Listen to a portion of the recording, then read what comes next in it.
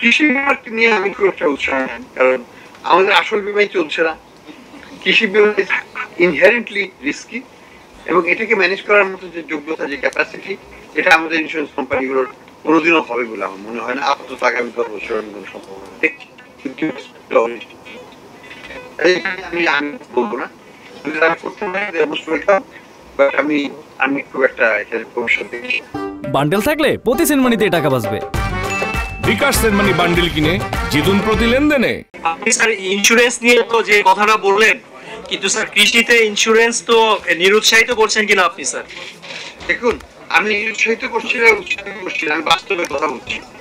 বহু বছর ধরে আমি শুনে আসছি বাংলাদেশে কৃষিতে বিমা আসবে, কোথায়?